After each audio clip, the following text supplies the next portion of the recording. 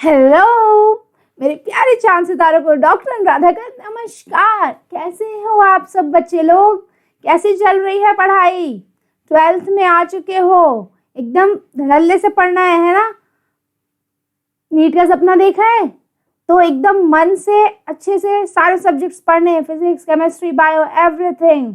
अब मैं आपको क्या पढ़ाऊंगी?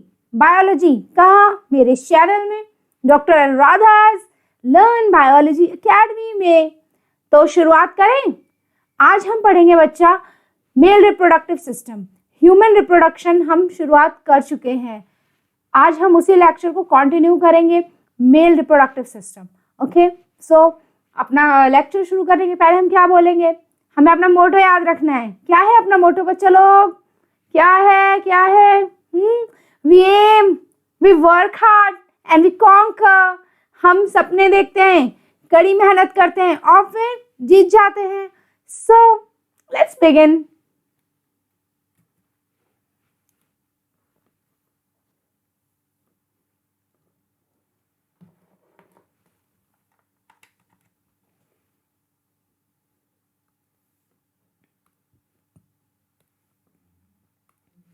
मेल रिप्रोडक्टिव सिस्टम में एक होता है प्राइमरी ऑर्गन्स जो कि टेस्टिस होते हैं, और बाकी टेस्टिस को छोड़ के जो भी है सब सेकेंडरी है।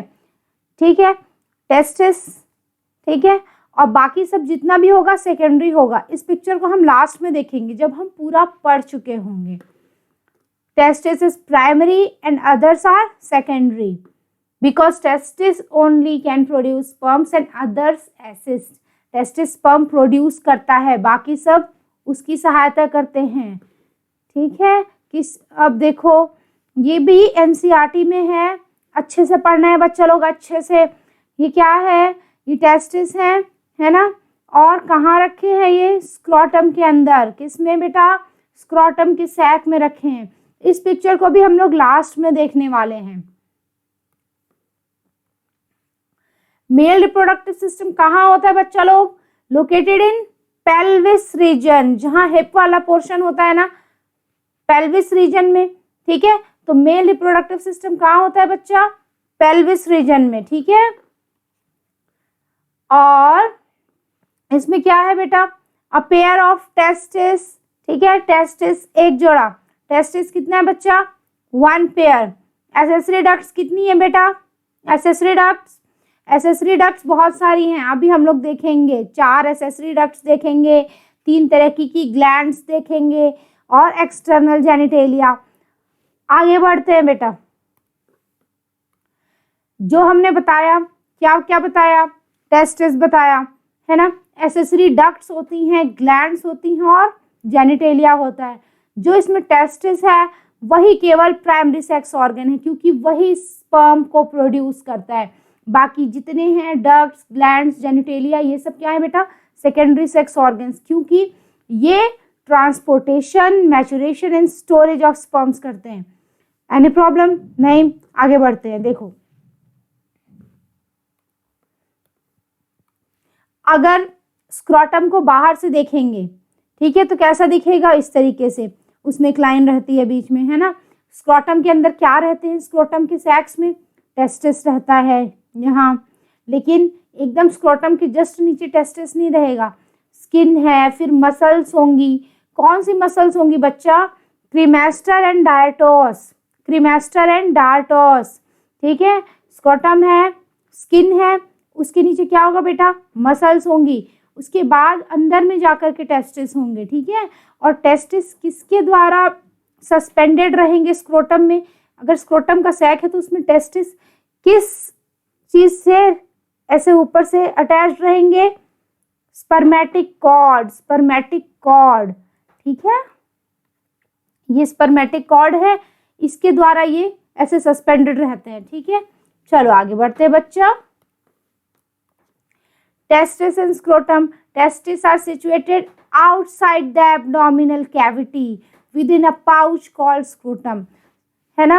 Testis outside body होता है, outside abdominal cavity, है ना? बॉडी के बाहर कैसे हो सकता है? Testis abdominal cavity के बाहर होता है, एक पाउच के अंदर, जिस पाउच को क्या बोलते हैं बच्चा? स्क्रोटम। और टेस्टिस क्या है? Primary sex organs of male, because they produce gametes, क्योंकि वो गैमीट्स प्रोड्यूस करते हैं, यानी कि स्पर्म्स। टेस्टिस है बच्चा, और ये किस सैक के अंदर है? स्क्रोटम के अंदर है, स्क्रोटल सैक। क्यों है बेटा बाहर? क्यों है ये स्क्रोटम बॉडी के अंदर? स्क्रोटम में बॉडी के अंदर क्यों नहीं है? पेट वेट के पास क्यों नहीं है? क्योंकि बाहर जब ये रहेगा तो टेम्परेचर कम रहेगा, है ना, और टेस्टिस में टेम्परेचर कम होना चाहिए ताकि स्पर्म्स अच्छे से प्रोड्यूस हो सके। तो स्क्रोटम में जब टेस्टिस रहता है बेटा, तो उसमें जो टेम्परेचर होता है वो जो बॉडी टेम्परेचर है उससे 2 से 2.5 डिग्री सेंटीग्रेड कम रहता है, 2 to 2.5 डिग्रीज कम रहता है, lower than normal internal body temperature, lower than normal internal body temperature, necessary for spermatogenesis. अगर टेम्परेचर ज़्यादा है तो स्पर्म नहीं बन पाएगा बच्चा, इसलिए ये 2 से 2.5 डिग्री कम रहेगा। किससे बेटा? बॉडी का जो टेम्परेचर है उससे कम होना चाहिए, और ये याद रखना कितना कम होना चाहिए, ठीक है। आगे बढ़े बेटा। जो टेस्टिस होता है बच्चा वो फीमेल्स के लेबिया मेजोरा के होमोलॉगस होता है, सॉरी स्क्रोटम किसके होमोलॉगस होता है बेटा? लेबिया मेजोरा के। लेबिया मेजोरा ये पोर्शन है, हम लोग पढ़ेंगे जो फीमेल रिप्रोडक्टिव सिस्टम पढ़ेंगे, उसके होमोलॉगस होता है ये स्क्रोटम, ठीक है। आगे बढ़े बच्चा। अब एक चीज पढ़ते हैं, देखो हमने जान लिया स्क्रोटम के अंदर टेस्टिस है और वो बॉडी में ऐसे बाहर की तरफ रहता है, ठीक है। तो उसके और एब्डोमेन की कैविटी के बीच में क्या कनेक्शन है? एब्डोमिनल कैविटी, एब्डोमेन मतलब ह्यूमन का जो धड़ वाला पोर्शन होता है ना, सर धड़ पैर, तो जो धड़ होता है ना उसके ऊपर जहाँ लंग्स होते हैं और हार्ट होता है वो होता है थोरैक्स, और नीचे जहाँ पूरी आंत वांत रहती है ना, इंटेस्टाइन वगैरह, वो एब्डोमेन होता है। देखो जैसे ये ह्यूमन है मान लो, ठीक है, इसका गला बनाओ ऐसे, और यहाँ लंग्स रहेंगे बच्चा और हार्ट भी यहाँ रहेगा, ये तो हो गया बेटा थोरैक्स। और ये नीचे वाले में जिसमें पूरी इंटेस्टाइन वगैरह रहेंगी वो क्या हो गया बच्चा? वो हो गया एब्डोमेन, इसी में इंटेस्टाइन लीवर ये सब रहेगा, ठीक है। और फिर अलग से टांग, अलग ही डिजाइन की टांग बना रही हूँ मैं, हाँ ठीक है। सो थोरैक्स के अंदर लंग्स एंड हार्ट रहता है बच्चा, एब्डोमेन में सारे ऑर्गन्स रहेंगे, लीवर, किडनी, ये अपनी इंटेस्टाइन वगैरह ये सब रहेगा, स्प्लीन रहेगा, ठीक है। तो जो स्क्रोटम है उसके अंदर तो टेस्टिस है, और ये स्क्रोटम इस एब्डोमेन की कैविटी से किसके द्वारा जुड़ा हुआ है बच्चा? किसके द्वारा? एक कैनाल होती है, एक पाइप होती है, इस पाइप को बोलते हैं इंग्वाइनल कैनाल, और इसके बारे में आप लोग डिटेल में पढ़ोगे जब आप सेलेक्ट हो जाओगे। फर्स्ट ईयर में एनाटॉमी के कोर्स में है बच्चा, बहुत अच्छे से आप डिटेल में सारे सिस्टम्स पढ़ोगे, चाहे वो कोई नर्वस सिस्टम हो, चाहे वो हड्डियां हो, है ना, चाहे वो पूरा मुंह से लेकर एनस तक का लीवर हो और इंटेस्टाइन हो, सब पढ़ने वाले हो आप लोग, ठीक है। लेकिन सेलेक्ट हो जाओ और उसके लिए अच्छे से पढ़ाई करो, बिना ऐसे बोझ समझे, मन लगा के इंटरेस्ट के साथ सारे सब्जेक्ट, फिजिक्स, केमिस्ट्री, बायोलॉजी। हाँ बच्चा, बायोलॉजी मैं पढ़ा रही हूँ और फिर पढ़ो, फिर पढ़ा रही हूँ। तो देखो इंग्वाइनल कैनाल जो होती है वो स्क्रोटम और एब्डोमेन की कैविटी के बीच में कनेक्शन है। कैविटी शब्द का क्या मतलब है बेटा? खाली जगह। कैविटी का मतलब होता है खाली जगह, एक कमरा, एक कमरे की जो खाली जगह होती है वो होती है कैविटी। एब्डोमेन में खाली जगह है, उसी में सारे ऑर्गन रखे हुए हैं, ठीक है। और उस खाली जगह जो कमरा है उसके और स्क्रोटम के बीच का कनेक्शन क्या है बच्चा? Inguinal canal. देखो यहाँ एक ओपनिंग है, लीड्स टू एब्डोमिनल कैविटी, इधर एक ओपनिंग है, लीड्स टू स्क्रोटम। ये जो रिंग्स हैं ये सब आपको अभी नहीं जानना है, कब जानोगे?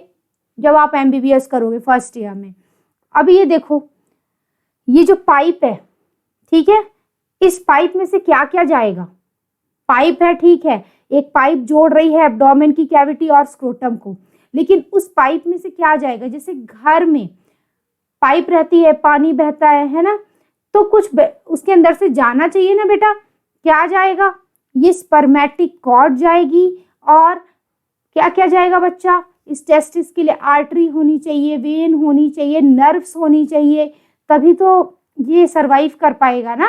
तो नर्व, वेन, आर्टरी और वो वाली पाइप होगी जिससे स्पर्म्स पास हो सके, जिसको वास डिफरेंस बोलेंगे। तो इन सब का समूह जाएगा और उस सब के ग्रुप को क्या बोलेंगे बेटा? Spermatic cord. क्या बोलेंगे बच्चा? Spermatic cord. तो इंग्वाइनल कैनाल पाइप है और उसके अंदर से कौन जाता है बच्चा? Spermatic cord. और यही स्पर्मेटिक कॉर्ड को बोलते हैं ना कि ये जो स्क्रोटम है वहां पे टेस्टिस को ऐसे लटका के कौन रखता है? कौन रखता है बेटा सस्पेंड करके? Spermatic cord. ठीक है। अगर कोई पूछे कनेक्शन क्या है एब्डोमेन की कैविटी और स्क्रोटम में? Inguinal canal. उस इंग्वाइनल कैनाल से क्या पास होता है बेटा? Spermatic cord. और जो टेस्टिस को स्क्रोटम में कौन सस्पेंड करके रखता है, कौन ऐसे रखता है, वो कौन है? वो है स्पर्मेटिक कॉर्ड। आगे बढ़े बेटा। देखो ग्यूबरनाकुलम क्या होता है बच्चा? ग्यूबरनाकुलम क्या होता है कि जब कोई बच्चा है छोटा सा ममा के पेट में, अभी एम्ब्रियोनिक लाइफ में, यानी एम्ब्रियो जब था वो ममा के पेट में था, यूट्रस में था, पेट नहीं बोलेंगे, माँ की कोख, हाँ यूट्रस में था वो बच्चा, तो उसके पास एक स्ट्रक्चर था ग्यूबरनाकुलम। ठीक है। उसके पास एक स्ट्रक्चर क्या था बेटा? Gubernaculum that aids in descent of testis and keeps testis in position. इस लाइन का क्या मतलब है बच्चा? क्या है ना बेटा, जब कोई छोटा सा बच्चा माँ की कोख में रहता है तो जब वो डेवलप होता है उसका टेस्टिस, तो वो एब्डोमेन की कैविटी में होता है। कहाँ होता है बच्चा? एब्डोमेन की कैविटी में। और जब बच्चा 7 महीने का होगा ना तो वो टेस्टिस नीचे आकर के स्क्रोटम में आ जाता है। हालांकि वो शुरू में ही 3rd मंथ से नीचे आना चालू हो जाता है। कब नीचे पूरी तरीके से आएगा? लगभग 7 महीने 33 हफ्तों में तो आ जाएगा पूरा। ठीक है। कुछ बच्चों में नहीं आ पाता है, वो हम अभी देखेंगे क्या समस्या होता है। ठीक है। तो अगर मान लो टेस्टिस कहाँ है बेटा? एब्डोमेन की कैविटी में, और उसको नीचे आना है स्क्रोटम में, तो कौन लेके आएगा बच्चा? एक वो रहता है ग्यूबरनाकुलम, एक ऐसे खींचने वाला टाइप का रहता है ना, ऐसे खींच दो पुल। ठीक है। तो वो नीचे आ गया, ऐसे टाइप का हो गया कि यहाँ है, इसको ऐसे खींचो बोलता है, तो वो नीचे आ जाता है टेस्टिस अपनी जगह पर। ये क्या है? बच्चा पैदा हो गया है, थोड़ा बड़ा हो गया है, तो उसका टेस्टिस जो है वो बढ़िया स्क्रोटम में है। और बेटा ये जो ग्यूबरनाकुलम है ये रिजॉर्ब्ड लिखा है। क्यों? क्योंकि ये एक एडल्ट बच्चे का टेस्टिस है ना। तो ग्यूबरनाकुलम का काम था एम्ब्रियोनिक लाइफ में टेस्टिस को नीचे खींचने में, एब्डोमेन से नीचे लाने में। एडल्ट में उसका कोई काम नहीं है। एडल्ट में ये लिगामेंट बन जाता है। लिगामेंट क्या होता है बेटा? स्क्रोटम का लिगामेंट बन जाएगा। ये जो लिगामेंट वगैरह होते हैं ये आप सब कुछ पढ़ोगे कहाँ? सेलेक्ट होने के बाद एनाटॉमी में, 1st ईयर एमबीबीएस। तो पढ़ो मेहनत से, ताकि वहां एनाटॉमी पढ़ो, है ना बच्चा। आगे बढ़े बेटा। डार्टॉस एंड क्रीमेस्टर मसल्स, अभी मैंने बताया था स्क्रोटम है, उसकी स्किन हटाओ, मसल्स दिखेंगी। कौन सी मसल्स है बच्चा? क्रीमेस्टर है, डार्टॉस है ना। ये क्या करते हैं बेटा? जब ठंड होती है ना बहुत ज़्यादा, जब बहुत ज़्यादा ठंड होगी, ठंडा पानी होगा, ठंडा इन्वायरमेंट होगा, तो ये क्या करते हैं? टेस्टिस को ऊपर की तरफ ले जाते हैं बॉडी के एकदम क्लोज में। इससे क्या होगा? इससे जो स्क्रोटम है वो मान लो पहले ज़्यादा नीचे था, अब वो बॉडी के क्लोज में चला गया, तो उसका सरफेस एरिया हो गया कम। सरफेस एरिया क्या हो गया बेटा? Decreasing surface area of scrotum. जब सरफेस एरिया कम हो जाएगा तो कम ठंडी लगेगी ना, और कम ठंडी लगेगी तो हीट रिटेन कर पाएगा। ठीक है। जब स्पर्म फॉर्म करना है तो एक परफेक्ट टेम्परेचर चाहिए, ना ज़्यादा ना कम, बहुत ज़्यादा नहीं होना चाहिए। इसीलिए स्क्रोटम के अंदर टेस्टिस है, बाहर है। कितना कम होता है बेटा? 2 से 2.5 डिग्रीज। हाँ। और अभी ठंड में क्या हो रहा है? वो ऊपर की तरफ जा रहा है कि ज़्यादा ठंड भी ना लगे। ठीक है। अब आगे बढ़े बेटा।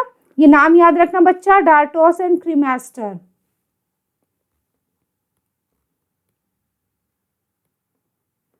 पैम्पेनिफॉर्म प्लेक्सस क्या होता है बेटा? देखो, कोई भी जब ऑर्गन होता है बॉडी में, कोई भी ऑर्गन, तो उसमें क्या होता है, आर्टरी भी जाती है, वेन भी जाती है, यानी अच्छा खून भी जाएगा आर्टरी से, और उस ऑर्गन से जो गंदा खून है वो वापस जाएगा हार्ट की तरफ। ठीक है। अब ये जो टेस्टिस है, मैंने बताया था ना, इसको कौन सस्पेंड करके रखता है? Spermatic cord. स्पर्मेटिक कॉर्ड इसको लटका के रखती है स्क्रोटम के अंदर। ठीक है। इस स्पर्मेटिक कॉर्ड से क्या क्या पास होता था बेटा?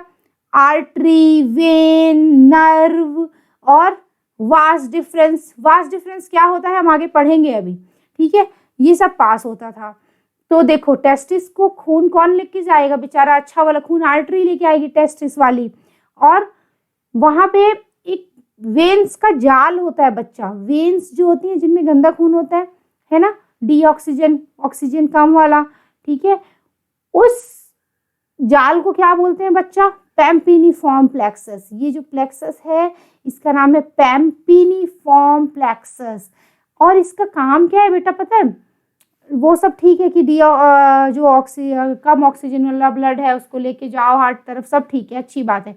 इसका क्या काम है मेन, कि ये जो पैम्पेनिफॉर्म प्लेक्सस है, ये जो जाल है, प्लेक्सस मतलब जाल फैल गया है, उस जाल के अंदर से कौन जा रहा है? आर्टरी। जाल के अंदर से आर्टरी जा रही है। अब एक चीज पता है बेटा, आर्टरी में टेम्परेचर ज्यादा रहता है थोड़ा सा, और वेन में रहेगा यहाँ कम। ठीक है, कंपैरिजन में।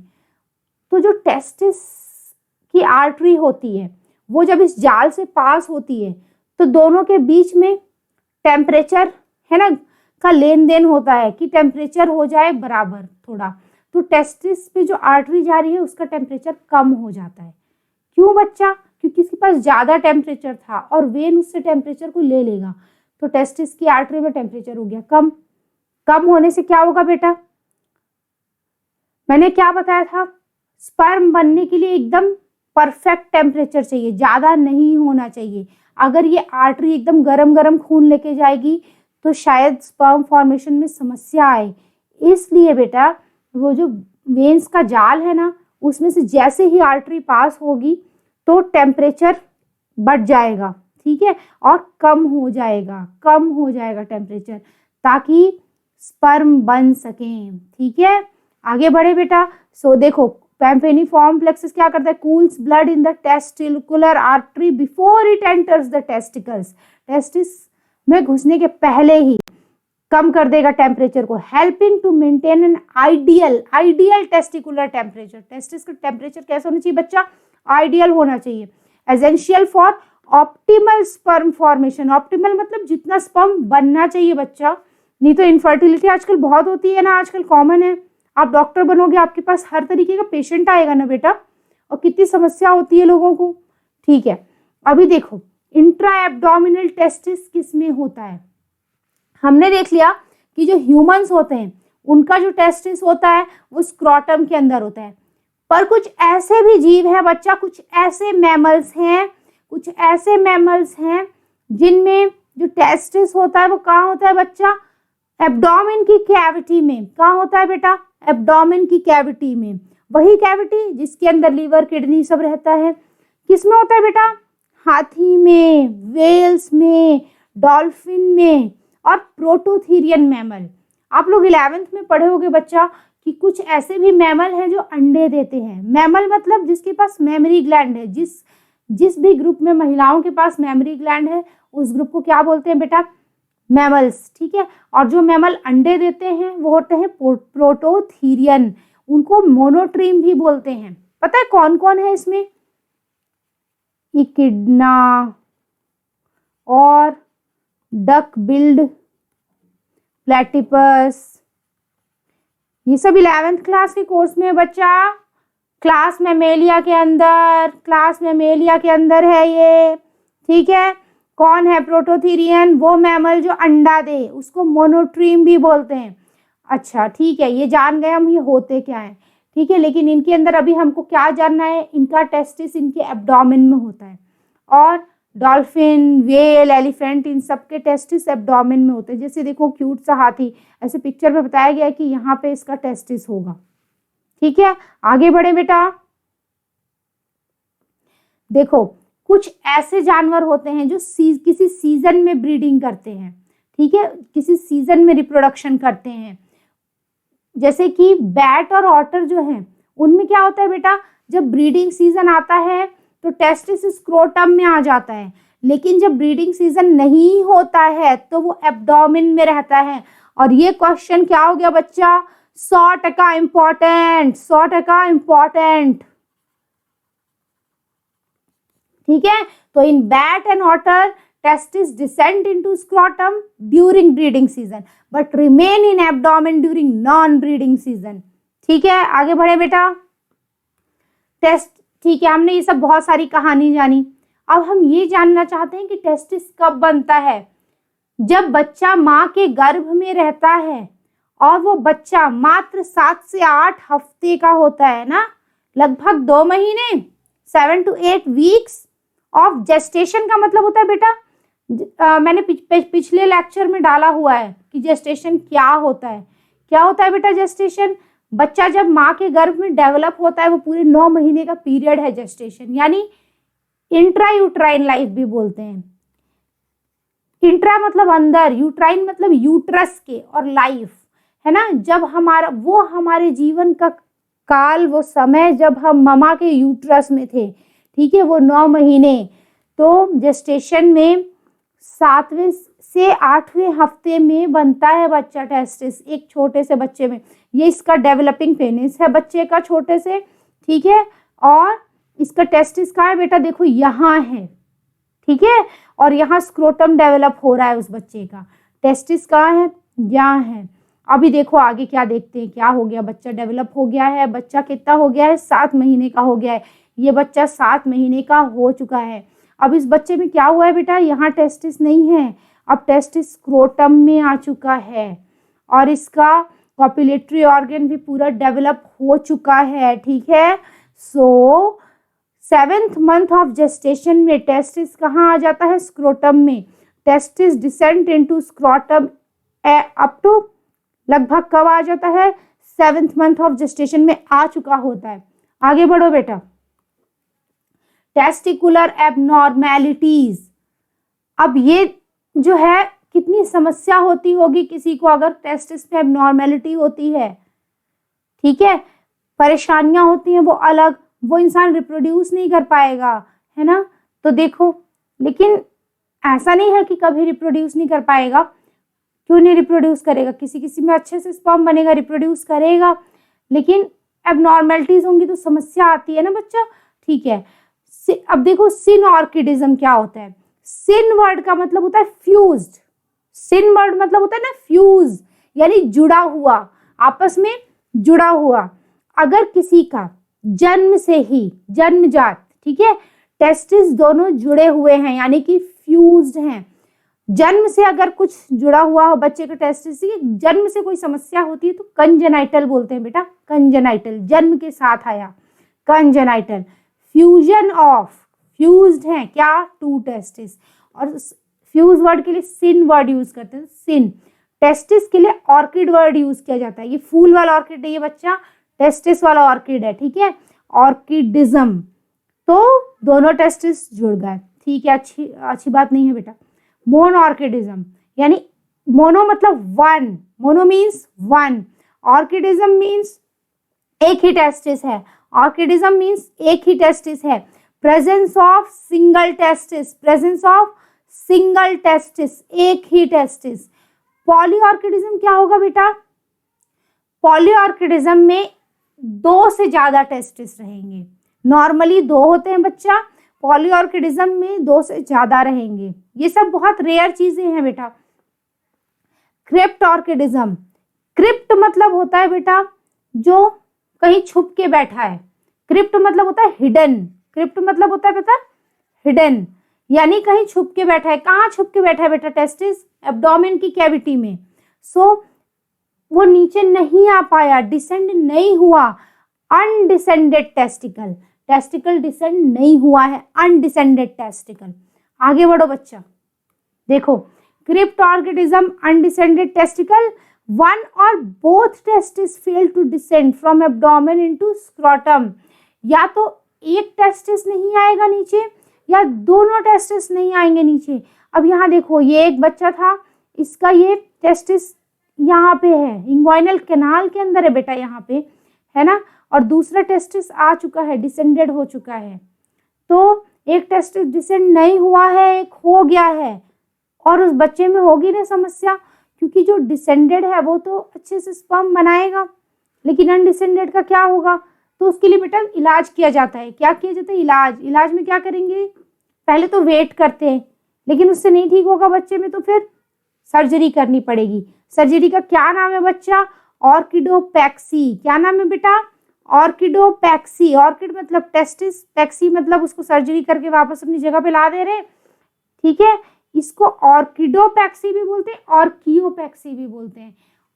टेस्टिस के लिए ऑर्किड और ऑर्की वर्ड दोनों यूज होता है बेटा, जैसे मोनॉर्किडिज्म दोनों यूज होगा।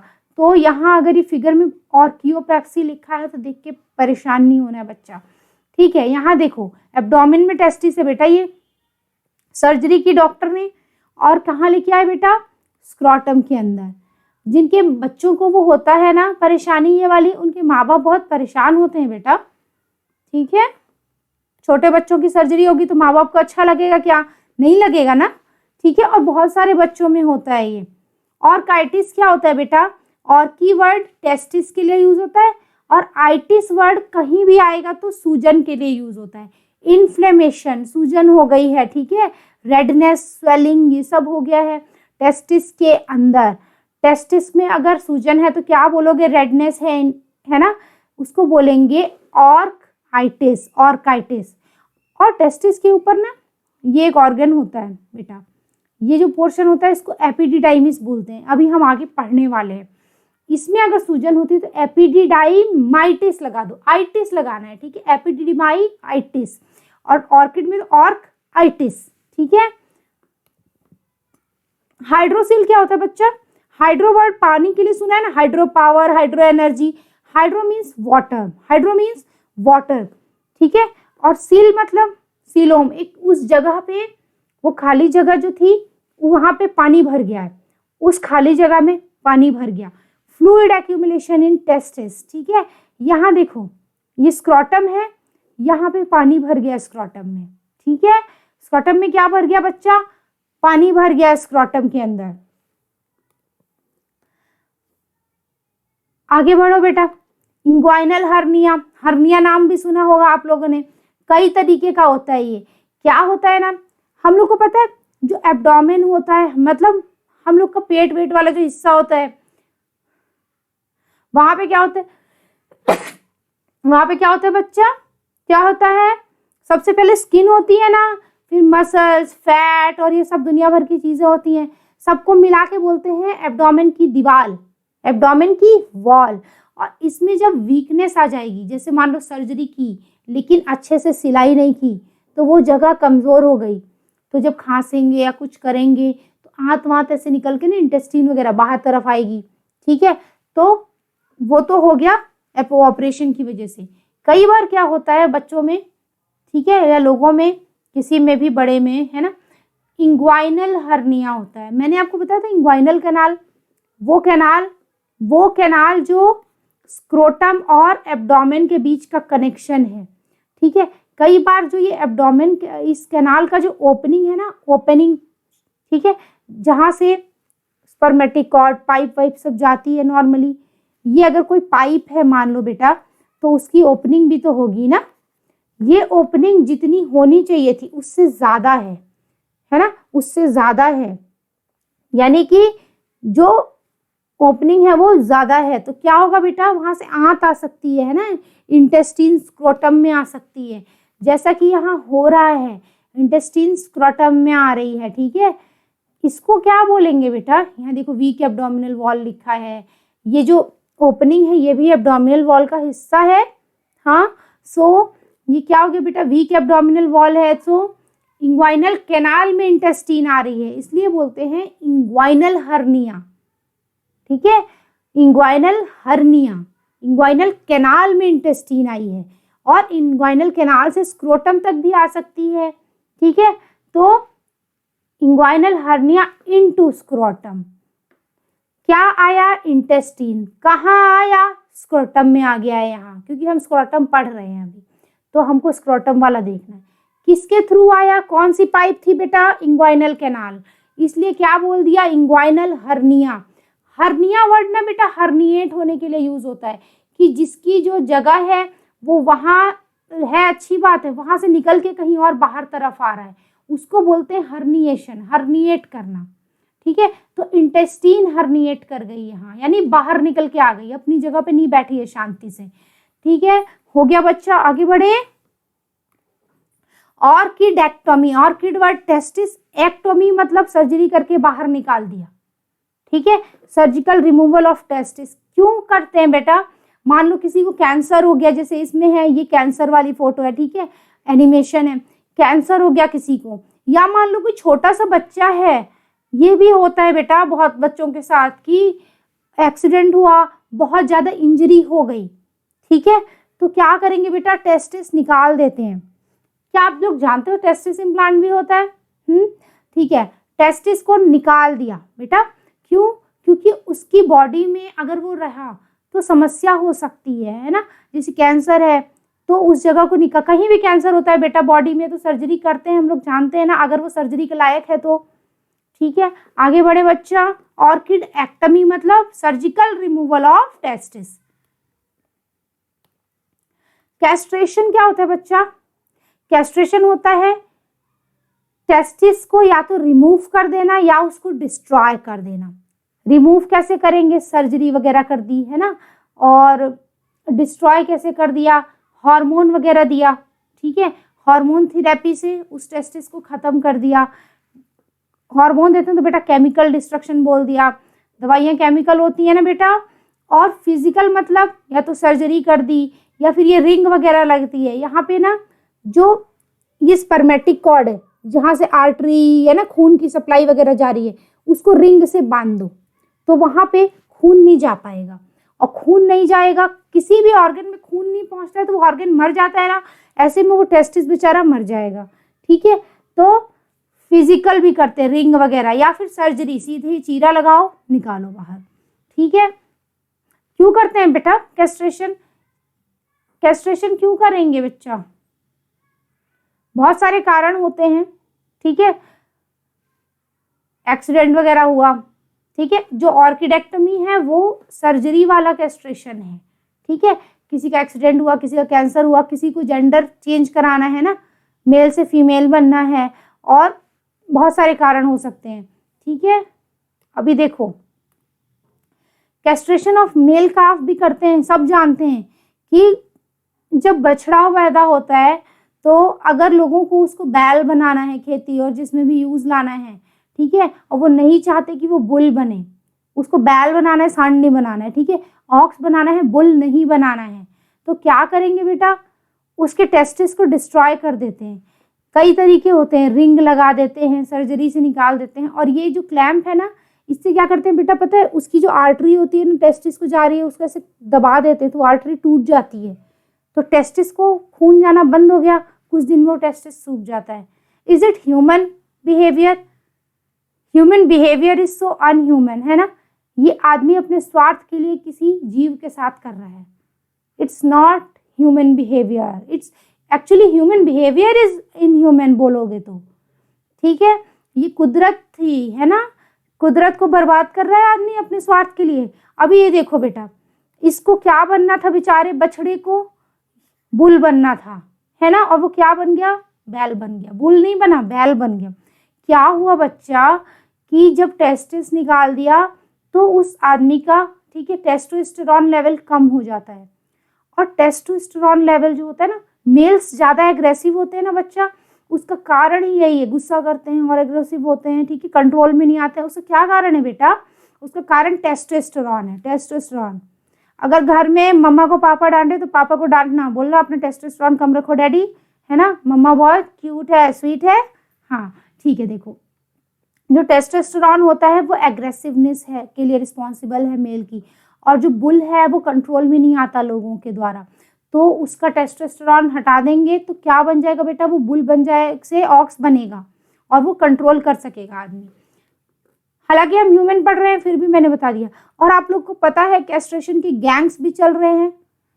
कुछ बेचारे टीनेजर बच्चों को ये गैंग वाले क्या करते हैं पता है, किडनैप करते हैं और उनके टेस्टिस को डिस्ट्रॉय कर देते हैं, रिमूव कर देते हैं और फिर उनको इंटरसेक्स बनाते हैं और वही इधर उधर पैसे मंगवाना और सब कुछ, मतलब बहुत गंदा सा गैंग चल रहा है बच्चों के। और बच्चों को ऐसे ये लोग किडनैप करते हैं, छोटे छोटे टीनेज बच्चों को, है ना। क्या आप जानते थे ये? मैंने पढ़ा था एक दिन कुछ इसके बारे में, गैंग वैंग के। इस पे एक मूवी भी बनी हुई है बेटा। आगे बढ़े। टेस्टिस हमने बहुत बताया कि टेस्टिस स्क्रोटम में है, टेस्टिस में ये समस्या हो सकती है, वो समस्या हो सकती है। जो टेस्टिस होता है वो कैसा होता है बच्चा, वो होता है ओवल यानी अंडाकार, ठीक है। फिर लेंथ कैसा है, कितनी लंबाई है बेटा, 4 से 5 सेंटीमीटर, 4 से 5 सेंटीमीटर। चौड़ाई कितनी होगी बच्चा, 2 से 3 सेंटीमीटर। लंबाई कितनी हुई बेटा, 4 से 5 सेंटीमीटर, ठीक है। और चौड़ाई कितनी हुई बेटा, 2 to 3 सेंटीमीटर, ठीक है। ये कैसा है बेटा, ओवल। ये लैब में देखा गया है ना, ऐसे स्टेन करके। ये पिंक कलर नहीं है बच्चा, पिंक कलर का नहीं रहता है, उसमें कलर कर दिया गया है टेस्टिस में, ठीक है। टेस्टिस की कवरिंग्स, जो टेस्टिस है बेटा उसके बाहर एक कवरिंग होती है, ठीक है। वो जो कवरिंग होती है वो 3 लेयर में होती है बच्चा, 3 लेयर में। और उन कवरिंग्स को क्या बोलते हैं बेटा, ट्यूनिके, ट्यूनिके इकट्ठे। एक को बोलोगे ट्यूनिका और 3 को बोलोगे बेटा ट्यूनिके। सबसे बाहर क्या होता है बच्चा, ट्यूनिका वेजाइनैलिस, ट्यूनिका वेजाइनैलिस, ठीक है। उसके अंदर ट्यूनिका एल्ब्यूजिनिया, एल्ब्यूजिनिया। और सबसे अंदर बेटा ट्यूनिका वेस्क्यूलोसा। एल्ब्यूजिन मतलब व्हाइट के लिए यूज होता है वर्ड, व्हाइट कलर के लिए। वेस्क्यूलोसा मतलब वेसल्स से भरा हुआ, है ना। तो देखो और वेजाइनैलिस वर्ड ना मेम्ब्रेन जैसा होता है, मेम्ब्रेन झिल्ली टाइप का, उसके लिए यूज होता है। सो ट्यूनिका वेजाइनैलिस, ट्यूनिका एल्ब्यूजिनिया और ट्यूनिका वेस्क्यूलोसा। कैसे याद करोगे बेटा, वाव याद करोगे। और कैसे याद करोगे, ब्लड वेसल्स अंदर चाहिए अच्छे से, ठीक है। तो वेस्क्यूलोसा सबसे अंदर होगी और बाहर मेम्ब्रेन जैसा होना चाहिए। वेजाइनैलिस वर्ड मेम्ब्रेन के लिए यूज होता है, तो ट्यूनिका वेजाइनैलिस, ठीक है। फिर अंदर ट्यूनिका एल्ब्यूजिनिया और सबसे अंदर बेटा ट्यूनिका वेस्क्यूलोसा। आगे बढ़े बच्चा। ये देखो फोटो में सबसे बाहर ये क्या है बेटा, ये वाला,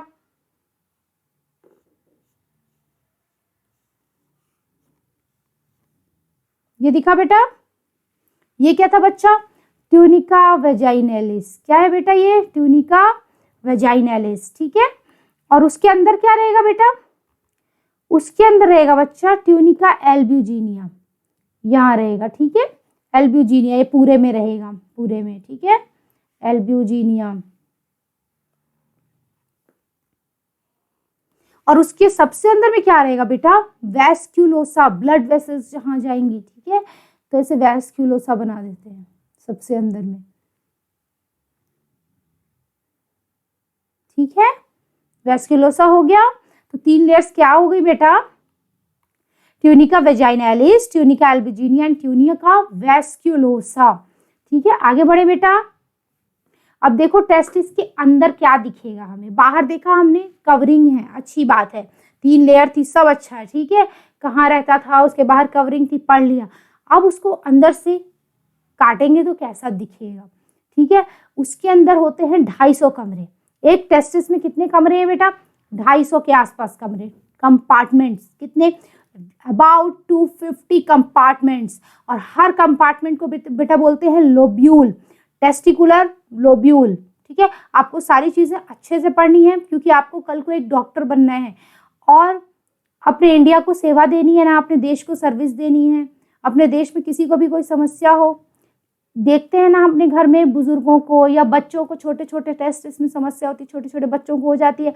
तो आपको हर स्ट्रक्चर अच्छे से पढ़ना पड़ेगा ना बेटा। ह्यूमन की बॉडी एक बॉडी है बस, ना मेल ना फीमेल, बॉडी सिर्फ एक बॉडी, एक डॉक्टर के लिए, ठीक है। और आपको उसका इलाज करना है, ठीक है बेटा। आगे बढ़ो। हमने देखा एक टेस्टिस के अंदर कितने कमरे हैं बेटा? 250 कमरे। अब हम देखेंगे हर कमरे के अंदर क्या है। कमरों को क्या बोलते थे बेटा? लोब्यूल बोलते थे। अब हर लोब्यूल के अंदर क्या होता है पता है? एक हाईली कॉइल्ड पाइप रहती है, और वो पाइप 1 से 3 हो सकती हैं, जिनके अंदर स्पर्म बनता है। स्पर्म की फैक्ट्री है वो क्या है बेटा? एकदम highly coiled pipe, seminiferous tubules. पता है उन पाइप्स का नाम क्या है बेटा? Seminiferous tubules. क्या आप लोग जानते हो कि ये जो सेमिनिफेरस ट्यूब्यूल है, ये एक ट्यूब्यूल लगभग 70 सेंटीमीटर की होती है, और सोचो वो इतनी सी है, इतनी सी ऐसे हाईली कॉइल्ड होकर के है, घुसी हुई है। ठीक है, 1 से 3 नंबर कितना होगा? 1 to 3 एक लोब्यूल में।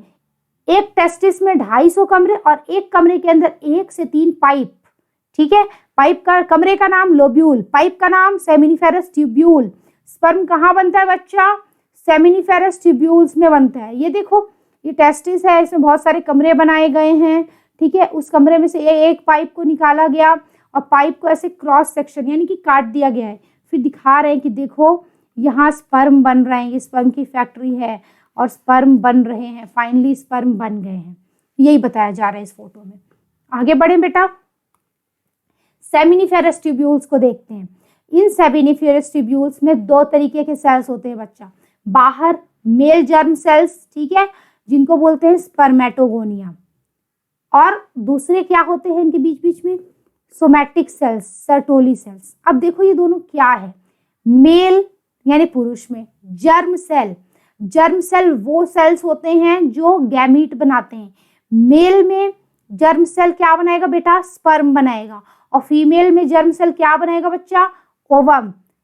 ठीक है, और हर कोई आज जो जिंदा है वो इसलिए है, क्यों हर कोई एग्जिस्ट करता है? क्योंकि उसके पेरेंट्स के जर्म सेल्स ने स्पर्म या ओवम बनाया था, जो कि फ्यूज हुए थे एक दिन। ठीक है, तो मेल जर्म सेल्स ने क्या बनाया बेटा? स्पर्म बनाते हैं। और इन मेल जर्म सेल्स का नाम क्या है बच्चा? स्पर्मेटोगोनिया। ठीक है, क्या नाम है बच्चा? स्पर्मेटोगोनिया। ये है जर्म सेल्स। ठीक है, दे अंडरगो मियोटिक डिविजन्स। इनमें होती है बच्चा मियोसिस। इससे फाइनली क्या बनता है? स्पर्म बनता है। मियोसिस बेटा रिडक्शन डिवीजन को बोलते हैं। जैसे कि मेल जर्म सेल्स जो होते हैं वो होते हैं, उसमें 46 क्रोमोसोम्स होते हैं। उसमें जब मियोसिस होगी बेटा, यानी कि रिडक्शन डिवीजन, आधा हो जाना, तो 23 + 23 बन जाएंगे। ये मान लो एक बन गया स्पर्म एक्स वाला, और यहाँ बन गया एक वाई वाला। हालांकि ये मैंने एकदम शॉर्ट में प्रोसेस बता दिया है। इस प्रोसेस को हम अच्छे से पढ़ेंगे जब हम स्पर्मेटोजेनेसिस पढ़ेंगे, स्पर्म का फॉर्मेशन पढ़ेंगे। लेकिन अभी देखो हाफ हो गया ना बेटा रिडक्शन डिवीजन से, तो स्पर्म हो गए। ठीक है, एक्स वाई सब पढ़ेंगे हम लोग, अभी उस पर परेशान नहीं होना है बच्चा। सोमैटिक सेल्स, जिन्हें सर्टोली सेल्स भी कहते हैं बेटा। क्या बोलते हैं? Sertoli cells. देखो क्या है ना, हमारी बॉडी में ह्यूमन की, अगर आपने जर्म सेल को छोड़ दिया तो जितने भी सेल होते हैं सब सोमैटिक होते हैं। सोमैटिक वो सेल होता है जो स्पर्म या ओवम ना बना सके। तो बॉडी के जितने सेल हैं somatic cell, except germ cell. Testis के अंदर, इन सेमिनिफेरस ट्यूब्यूल्स के अंदर, जो ये जो सेमिनिफेरस ट्यूब्यूल्स हैं, ये जो पाइप्स हैं, इनके अंदर स्पर्म बनता है, जो स्पर्म की फैक्ट्री है, वहां पे सोमैटिक सेल कौन है बेटा? सर्टोली सेल है। ये सेल्स क्या करते हैं बच्चा? इनका एक और नाम पता है क्या है बेटा? सस्टेंटेकुलर सेल्स। देखो यहाँ लिखा हुआ, हाँ, सस्टेंटेकुलर सेल्स। ये क्या करते हैं बच्चा? इनका काम है नर्स, ये नर्स करते हैं, नरिशमेंट करते हैं। किसका बेटा? Nurse sales. ये न्यूट्रिशन देते हैं जर्म सेल को। देखो 2 भाई हैं, ये लोग को 2 भाई मानो, स्पर्मेटोगोनिया और सर्टोली सेल्स को। स्पर्मेटोगोनिया बहुत मेहनत कर रहा है, स्पर्म बना रहा है, तो सर्टोली सेल उसका भाई क्या बोला कि देख भाई तू चिंता मत कर, मैं तेरे लिए खाना बनाऊंगा। तो ये न्यूट्रिशन देता है बेटा जर्म सेल्स को, जर्म सेल यानी स्पर्मेटोगोनिया को। आया समझ? चलो आगे बढ़े बच्चा। ये डायग्राम इंपॉर्टेंट है। इस डायग्राम में देखो क्या दिया है, एक सेमिनिफेरस, इसमें बहुत सारी सेमिनिफेरस ट्यूब्यूल्स हैं। एक लोब्यूल होता है ना, उसको काट देते हैं, ठीक है, क्रॉस सेक्शन, और देखते हैं कि क्या है अंदर। यहाँ देखो ये क्या है बेटा? ये है एक सेमिनिफेरस ट्यूब्यूल और इसके अंदर क्या है बेटा, स्पर्मेटोगोनिया है, इनसे स्पर्मेटोजोआ वगैरह बनेगा। ये नाम देख के परेशान मत हो, हम लोग गैमेटोजेनेसिस में पढ़ेंगे। अभी स्पर्मेटोगोनिया याद रखो। और इनको खाना कौन देता था बेटा, सर्टोली सेल्स नरिशमेंट करते थे, ठीक है। अब ये जो बहुत सारे ये है ना, क्या है बेटा, ये बहुत सारे सेमिनिफेरस ट्यूब्यूल्स, इनके बीच में ना जो एरिया है,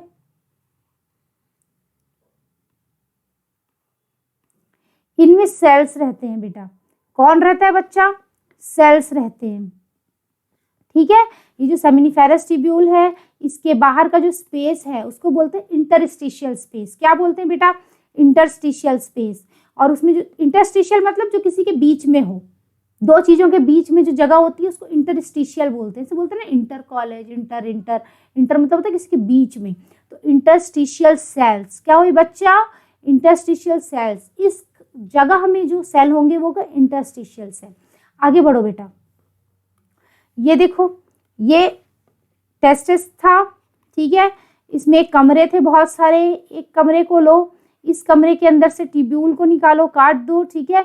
उसमें सर्टोली सेल्स है ना, और ये क्या है बेटा, जर्म सेल्स, जर्मिनल सेल यानी कि स्पर्मेटोगोनिया, ठीक है। और इसमें क्या हुई बच्चा, मियोसिस हुई और क्या बन गया, स्पर्म बन गया। अब ये माइटोसिस क्या लिखा है, ये अभी आपको कंफ्यूज नहीं होना है। हम लोग किस में पढ़ेंगे बेटा, गैमेटोजेनेसिस में पढ़ेंगे। इतना याद रखो कि जर्म सेल्स में मियोसिस होती है तो स्पर्म्स बनते हैं। क्या बना है बेटा यहाँ, स्पर्मेटोजोआ, ठीक है। चलो आगे बढ़ो, इंटरस्टिशियल स्पेस अभी मैंने बताया, जो सेमिनिफेरस ट्यूब्यूल के बाहर की जगह है, ठीक है। दो दो तीन तीन जो सेमिनिफेरस ट्यूब्यूल्स हैं, इनके बीच की जो जगह होती है, ठीक है, तो वो होती है interstitial space, regions outside the seminiferous tubules.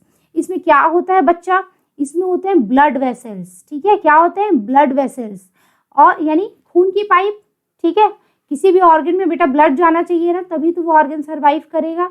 और इंटरस्टिशियल सेल्स अभी हमने देखा था बच्चा, इन सेल्स का दूसरा नाम है लेडिक सेल्स। इंटरस्टिशियल सेल्स का दूसरा नाम क्या है बच्चा, लेडिक सेल्स। ये बहुत इंपॉर्टेंट है बेटा, कितना इंपॉर्टेंट, 100%, ठीक है, 100% इंपॉर्टेंट, बहुत इंपॉर्टेंट। ये सेल्स क्या करते हैं बेटा, ये सेल्स सिंथेसाइज करते हैं और सिक्रीट करते हैं जो मेल हार्मोन्स होते हैं, जो टेस्टिस से निकलते हैं, टेस्टिकुलर हार्मोन्स, जिन्हें बोलते हैं बेटा एंड्रोजन। इसमें 3-4 होते हैं, DHEA, ये सब आप लोग पढ़ोगे कब, जब आप सेलेक्ट हो जाओगे फिजियोलॉजी में पढ़ोगे। किस सब्जेक्ट में, फिजियोलॉजी, शरीर की क्रिया। हाँ, अभी देखो इसमें जो मेन हार्मोन है वो है टेस्टोस्टेरोन।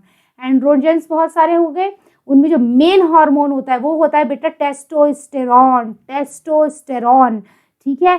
कौन सिक्रीट करता है बेटा, लेडिक सेल्स। कौन सिक्रीट करता है बच्चा, लेडिक सेल्स, जिनका दूसरा नाम क्या है बेटा, इंटरस्टिशियल सेल्स, इंटरस्टिशियल सेल्स, ठीक है। अब हमने देखा कि सेमिनिफेरस ट्यूब्यूल के बाहर जो जगह थी वो क्या थी बच्चा, इंटरस्टिशियल स्पेस। उसमें क्या था, खून की पाइप यानी ब्लड वेसल्स, और क्या जाता था बेटा, लेडिक सेल्स या इंटरस्टिशियल सेल्स, जो क्या करते थे, मेल हार्मोन यानी टेस्टोस्टेरोन सिक्रीट करते थे। दूसरी बात, उस जगह में इम्यून सेल्स भी रहेंगे। पूरी बॉडी को इम्यूनिटी चाहिए ना बेटा, WBC white blood cells immunity देते हैं, ठीक है। तो उस जगह में इम्यूनोलॉजिकली कॉम्पिटेंट सेल्स भी रहेंगे, ठीक है। इम्यूनोलॉजिकली कॉम्पिटेंट सेल्स, वो सेल्स कौन से बच्चा, बहुत सारे हैं। ये एक एग्जाम्पल है, macrophage, T lymphocyte, B lymphocyte, ठीक है। ये सब क्या होते हैं बेटा, ये वो सेल्स हैं जो बॉडी में किसी बैक्टीरिया या कुछ भी अटैक करेगा ना तो उसको मार डालेंगे, ठीक है। अपना पूरा एकदम फाइट करते हैं कि तुम तो मेरी बॉडी में घुस नहीं सकते, मैं तो तुम्हें बर्बाद कर दूंगा, मैं खुद को नुकसान नहीं होने दूंगा, ये मेरे बॉडी है और मैं इसमें कुछ भी करके अपने घर में किसी बाहर वाले को नहीं आने दूंगा, ठीक है। तो ये क्या है बेटा, इम्यूनोलॉजिकली कॉम्पिटेंट सेल्स। ये क्या होते हैं, कैसा स्ट्रक्चर होता है, ये सब कुछ आप पढ़ोगे जब आप सेलेक्ट हो जाओगे, ठीक है।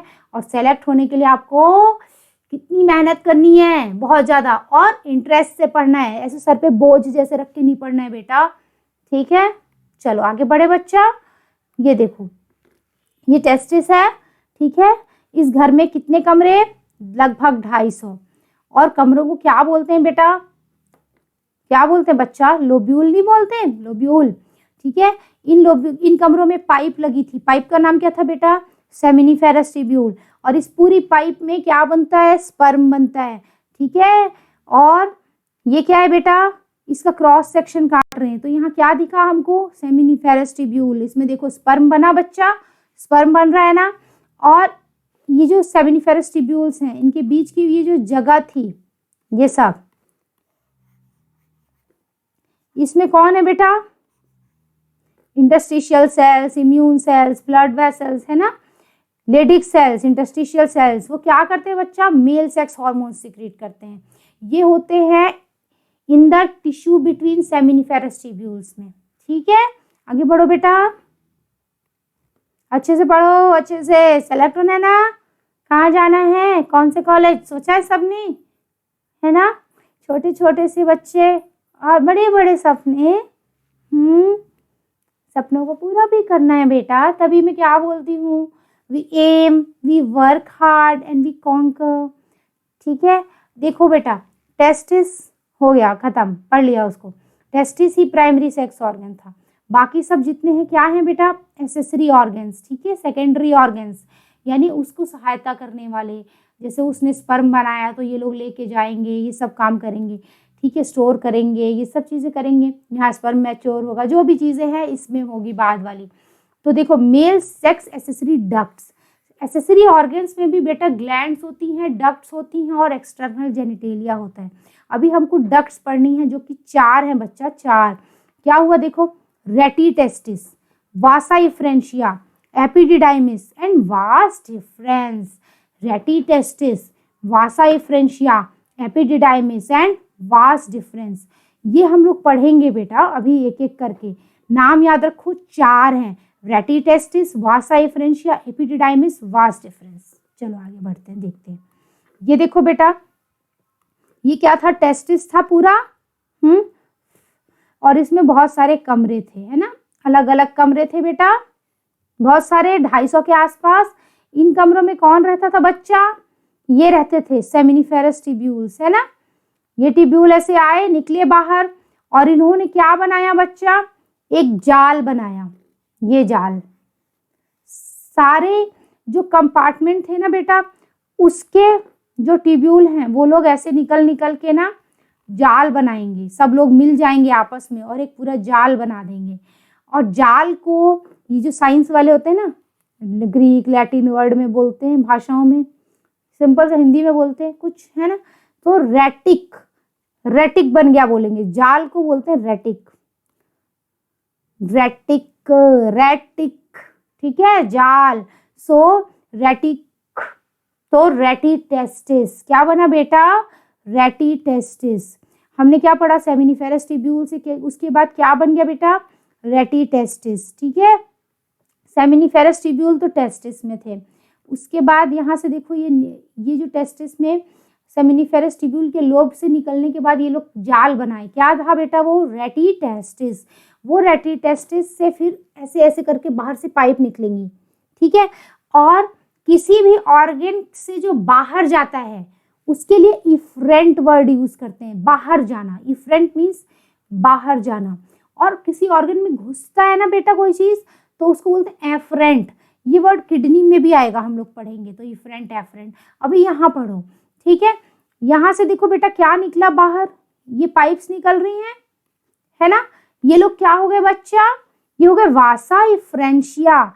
और ये लोग जा करके ना, टेस्टिस होता है उसके पीछे में एक स्ट्रक्चर बनाते हैं कॉर्ड जैसा, उस स्ट्रक्चर के अंदर ये पूरी पाइप ऐसे घुसी हुई है।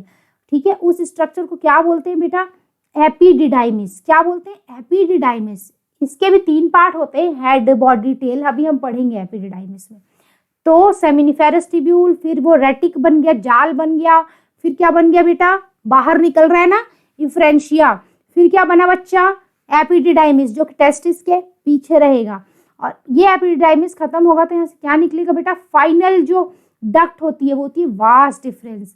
यही स्पर्मेटिक कॉर्ड में जाती थी। स्पर्मेटिक कॉर्ड कहाँ था, इंग्वाइनल कनाल में, याद करो। वो कैविटी, वो पाइप जो वो पाइप जो एब्डोमेन की कैविटी को स्क्रोटम से जोड़ती थी, उसके अंदर कौन जाता था बेटा? वास डिफरेंस जाता था। Vas deferens, artery, when, nerve जाती थी ना, तो ये वास डिफरेंस उस स्पर्मेटिक कॉर्ड से जाता है। ठीक है, चलो आगे बढ़े। यहाँ पे देखो, अब हम देखेंगे रेटी टेस्टिस। हमने डायग्राम में सब एक बार देख लिया। रेटी टेस्टिस क्या होता है बेटा? Seminiferous tubules of testis open into Vasa इफ्रेंशिया through रेटी टेस्टिस। जो सेमिनिफेरस ट्यूब्यूल्स होती हैं वो टेस्टिस की, है ना, वो किस में ओपन होती है बेटा? वासा इफ्रेंशिया में। किसके थ्रू ओपन होती है? इस जाल के थ्रू। ये सेमिनिफेरस ट्यूब्यूल और इफरेंट डक्ट्स यानी वासा इफ्रेंशिया, इनके बीच में कौन कनेक्टिंग लिंक है बच्चा?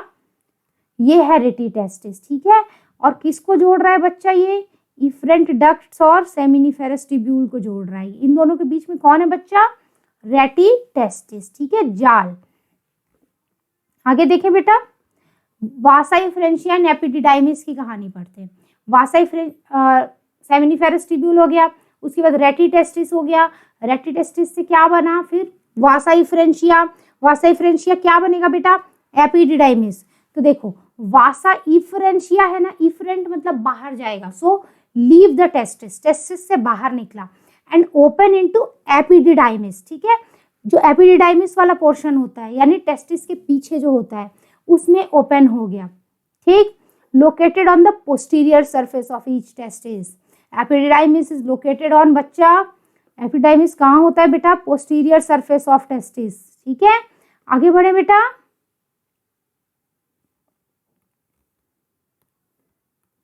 एपिडिडाइमिस के कितने पार्ट होते हैं बच्चा? 3 पार्ट एपिडिडाइमिस के। एपिडिडाइमिस जो टेस्टिस के पीछे है, उसमें हेड होता है, बॉडी होती है, टेल होता है।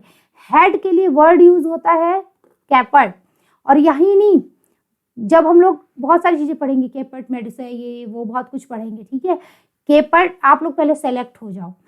केपट वर्ड हेड के लिए यूज होगा।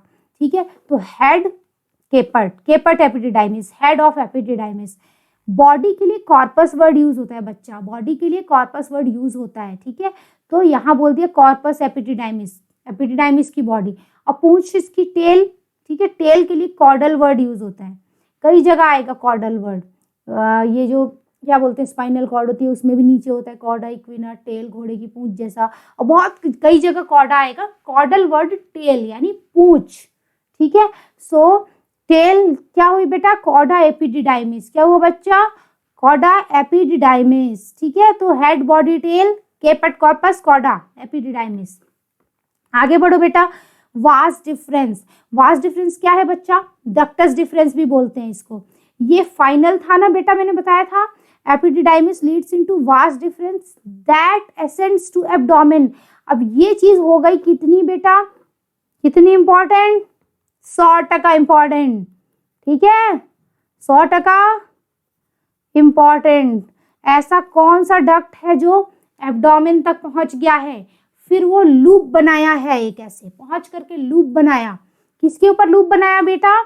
Loops over urinary bladder. ठीक है, किसके ऊपर लूप बनाएगा बेटा? Over urinary bladder. Urinary bladder के ऊपर बनाता है बेटा लूप। ठीक है, ऐसे करके। यहाँ देखो पिक्चर में, यहाँ टेस्टिस थी, एपिडिडाइमिस थी, यहाँ से कौन निकला था बेटा? ये वास डिफरेंस। ये लूप हो गया ना ऐसे। ठीक है, और किस पे हुआ है? ब्लैडर के ऊपर बेटा, ब्लैडर के ऊपर। तो कौन सा ऐसा डक्ट है जो एपिडिडाइमिस से निकलता है, एब्डोमेन तरफ पहुंच जाता है? ठीक है, लूप असेंड करता है और ब्लैडर के ऊपर ऐसे लूप बनाता है, वो क्या हो गया बेटा? Vas deferens. आगे बढ़ो बच्चा। ये जो वास डिफरेंस होता है, ये जब ब्लैडर पे पहुंच गया है बेटा, एब्डोमेन तक असेंड हुआ, लूप हो गया, ब्लैडर पे पहुंच गया। अब उस ब्लैडर को पीछे से खड़े होके देखो, उस ब्लैडर को पीछे खड़े हो जाओ और वहां से देखो तो क्या दिखेगा? वो हमें ये दिखेगा कि इसकी दोस्ती हो गई है किसी से, इसको एक दोस्त मिल गया है। ठीक है, कौन मिला दोस्त? Seminal vesicle. ये जो था वास डिफरेंस, इसके दोस्त का क्या नाम है बेटा? Seminal vesicle. वास डिफरेंस की भी डक्ट होगी यानी पाइप, और सेमिनल वेसिकल की भी डक्ट होगी यानी पाइप। दोनों पाइप जुड़ जाएगी, ये लोग दोस्ती कर रहे हैं। ठीक है, दोनों पाइप जुड़ के एक पाइप बनेगी बेटा, एक पाइप। ठीक है, और वो कहाँ होगी? ओपन यूरेथ्रा में। ठीक है, लेकिन किसी चीज के थ्रू ओपन होगी, वो होता है इजैकुलेटरी डक्ट।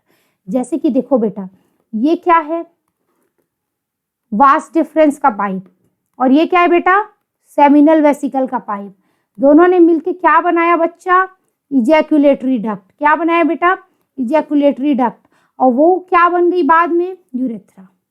ठीक है, क्या बन गई बेटा वो बाद में, यूरेथ्रा। तो देखो, ये वास डिफरेंस का पाइप डक्ट, ये सेमिनल वेसिकल का डक्ट बच्चा, इनने मिलके क्या बनाया बेटा, इजैकुलेटरी डक्ट। इजैकुलेटरी डक्ट, ठीक है। ये क्या था बेटा, सेमिनल वेसिकल का डक्ट था। ये क्या था बेटा, वास डिफरेंस का डक्ट था। इजैकुलेटरी डक्ट से फाइनली क्या बनेगा बच्चा, ये बनेगा क्या, यूरेथ्रा में घुस जाएगा, ये ओपन हो जाएगा ये यूरेथ्रा के अंदर जाके। यूरेथ्रा वो जगह है जहां पे यूरिन भी आता है इस ब्लैडर से, और रिप्रोडक्टिव सिस्टम से स्पर्म भी आता है। और मेल्स में यूरेथ्रा और स्पर्म्स का रास्ता एक ही है ना। ठीक है, देखो बेटा, ये क्या है, वास डिफरेंस, इसकी दोस्ती किससे हुई है बेटा, ये क्या है, सेमिनल वेसिकल है। ये लोग मिलके एक पाइप बना रहे हैं, और ये लेफ्ट साइड में भी होगा, राइट साइड में भी, तो दो इजैकुलेटरी डक्ट बनेगी। दोनों कहाँ खुलेगी बच्चा, यूरेथ्रा के अंदर। ठीक है, अभी देखो, ये यूरेथ्रा के अंदर, ये यूरेथ्रा के अंदर खुल गई है। यहाँ देखो, पूरा का पूरा सिस्टम बनाया गया है। ये टेस्टिस है, यहाँ से क्या निकल रहा है बेटा, वास डिफरेंस। किधर लूप हुआ, ब्लैडर के ऊपर। ठीक है, और इस ब्लैडर में इसकी दोस्ती किससे हुई बच्चा, किससे हुई बेटा, सेमिनल वेसिकल से। दोनों ने मिलके पाइप बनाई, क्या नाम था, इजैकुलेटरी डक्ट। कहाँ ओपन होती थी बेटा, ये यूरेथ्रा के अंदर। ठीक है, और ऐसा दोनों साइड होगा, लेफ्ट राइट दोनों साइड। इस यूरेथ्रा में एक और ओपनिंग किसकी आएगी बेटा, किडनी से यूरिन की। ठीक है, यूरेटर, हाँ, ये ब्लैडर में गया यूरेटर, फिर ब्लैडर से सुसु आएगी, किस में आएगी बेटा, यूरेथ्रा में आएगी। ठीक है, चलो आगे बढ़ते हैं। एम्प्यूला ऑफ वास डिफरेंस, ये क्या होता है बच्चा, जो वास डिफरेंस होता है ना, जब वो एंड हो रहा होता है तो वो सूज जाता है। वो पाइप जब खत्म होने वाली है तो पाइप एंड पे सूज गई है, वो सूजन क्या हो गई, एम्प्यूला। वास डिफरेंस पाइप थी, है ना, और ये एंड में क्या हो गई बेटा, सूज गई है, ये सूजन हो गई एम्प्यूला ऑफ वास। इसकी दोस्ती किससे हुई थी, कौन है बेटा, ये सेमिनल वेसिकल। ठीक है, इन दोनों ने मिलकर क्या बनाया था बेटा, यहाँ इजैकुलेटरी डक्ट बनाई थी ना, वो किस में खुलती थी बच्चा, यूरेथ्रा में। आगे बढ़ो बेटा। इजैकुलेटरी डक्ट्स क्या करती हैं बेटा, they store and transport sperms from testis to outside through urethra. क्या मतलब है इसका, टेस्टिस के अंदर स्पर्म बना, वो पूरा डक्टस डिफरेंस वगैरह से होते होते कहाँ पहुंच गया, इजैकुलेटरी डक्ट में।